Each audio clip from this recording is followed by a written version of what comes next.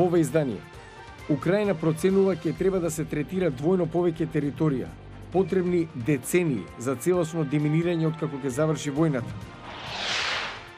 Предизвик да се најде вештачко млеко во прав во САД, мајките се свртеа кон Facebook, купуваат мајчино млеко од непознати. 14 африкански земји издадоа комунике со барање да се укине забраната за трговија со слонова коска. Ке ви кажем, останете со нас.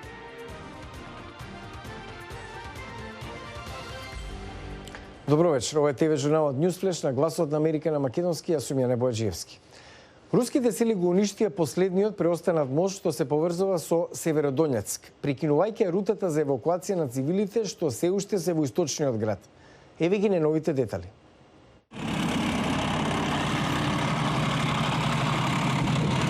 Украинската војска потврди дека руските сили се обидуваат да се зацврстат во централниот дел на градот. Градоначалникот на Северодонецк Олександар Струк рече дека покрај рускиот обид да се упадне во градот, украинската војска добро се држи. Регионалниот гувернер рече дека руските трупи контролираат околу 70% од градот. Градската хемиска фабрика Азот била силно гранатирана.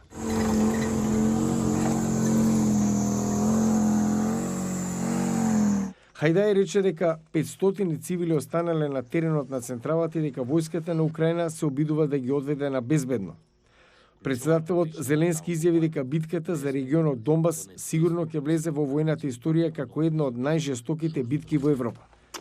Го повтори повикот за земите партнери да испратат до Украина модерна артилерија против руските сили. А Обединетите нации проценуваат дека Украина сега е една од најминираните земји во светот. На териториите кои повеќе не се окупирани од Русија, пиротехничари деактивираат стотици неексплодирани мини дневно. Украинскиот деминер Михајло Илјев ги рачистува руските мини во областите што Украина ги презеде во северниот дел на земјата. Тој вели дека никогаш не видел толку многу мини. Веќе уништивме повеќе од 21.000 експлозивни направи. Чистиме села од мини на места што беа окупирани од руската армија за луѓето безбедно да се вратат дома. Тој и неговиот тим работат од утро до вечер 7 дена во неделата. Неговото куче, териер по име Патрон, помага во операцијата. Кучето стана меѓународна звезда и доби награда од украинскиот претседател Зеленски. Детекторот за метал сигнализира и кучето се концентрира, го разбира сигналот, кога се засилува, го дава последниот звук, кучето почнува да копа. Илјев и неговиот тим вршат така наречено оперативно деминирање. Следната фаза е хуманитарно деминирање, што е гарант дека областа е безбедна. Тоа е многу подолг процес. Крајниот резултат од хуманитарното деминирање е пренос на земјиштето назад на неговиот собственик. Во регионот работат неколку групи. Покрај Украинското здружение, таму е меѓународната група наречена Хало. Хало е веќе во Украина. Вработивме 430 луѓе. Работиме таму од 2016. Отидов да ја посетам програмата и да видам како можеме да се прилагодиме на сегашниот конфликт. Државната служба за итни случаи вели дека не се минирани само патиштата и полињата, туку и стамбените области, автомобилите, дури и гробиштата. Извршниот директор на Хало, Джеймс Кауан, вели дека пронаоѓаат секакви експлозивни материјали. Тоа е мешавина од нагазни мини, муниција, артилериски гранати, ракетни гранати и други направи. Тоа е скап, опасен процес за кој треба многу време. $100 За тоа треба стотици милиарди долари, бидејќи чистењето на квадратен метар земјиште чини околу $3-4. Областа, каде што треба да се изврши хуманитарно деминирање во моментов е околу 132.000 квадратни километри. Министерството за внатрешни работи на Украина проценува дека ќе треба да се третира двојно повеќе територија и дека може треба да бидат потребни децении за целосно деминирање на Украина откако ќе заврши војната. Го вртиме погледот кон првите пратки со милиони шишиња австралиско вештачко млеко во прав кои пристигнаа во САД.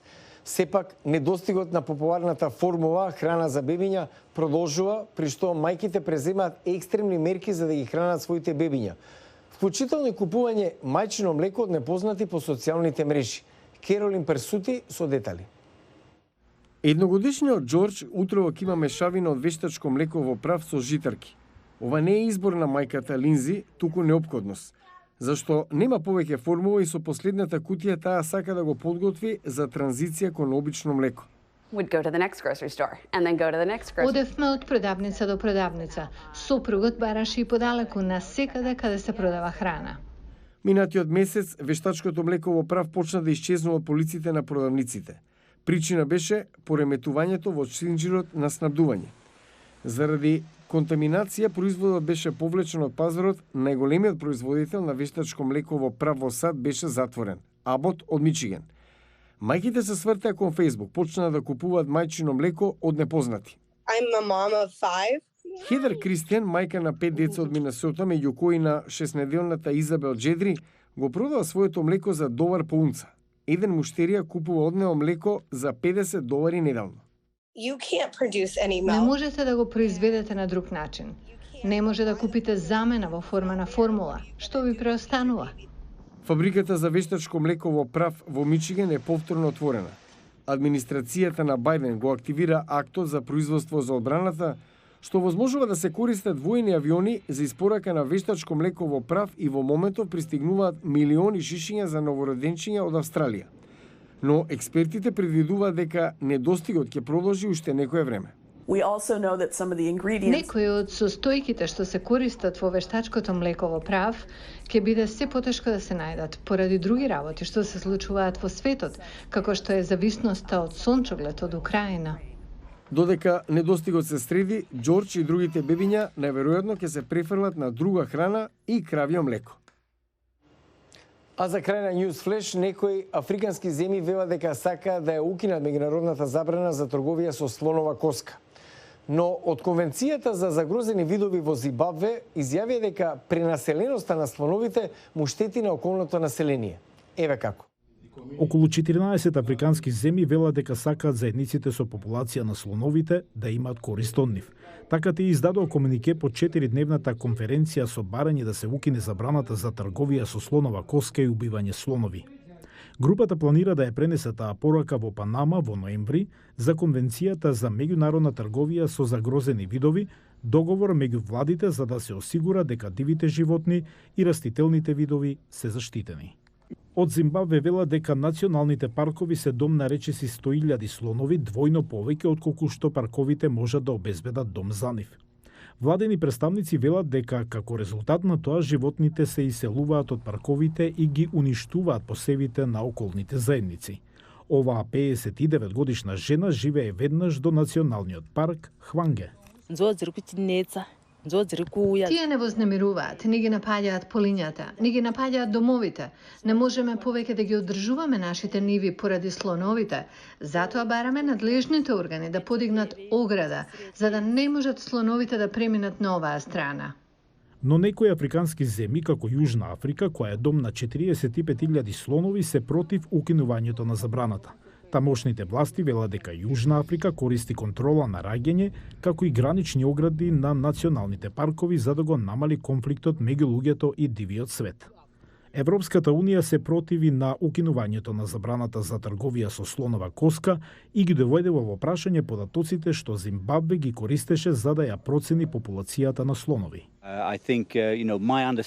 Потребни се дополнителни информации за бројот на слонови. Мислам дека има уште многу работа да се направи. Зимбабве ја обвинува Европската унија и другите западни земји дека влијаат на одлуката да ја задржат забраната за трговија со слонова коска која беше спроведена за да се заштити се помалиот број на слонови од ловокраците. Забраната го поттикна растот на популацијата на слонови, а со тоа им предизвика проблеми на луѓето како Сибанда. Го гледавте Newsflash, јас сум Јане Бојаджиевски од Вашингтон. За повеќе информации појдете на гласнааmerika.com. Следете не преку социјалните медиуми. Пријатна вечер. Се гледаме утре.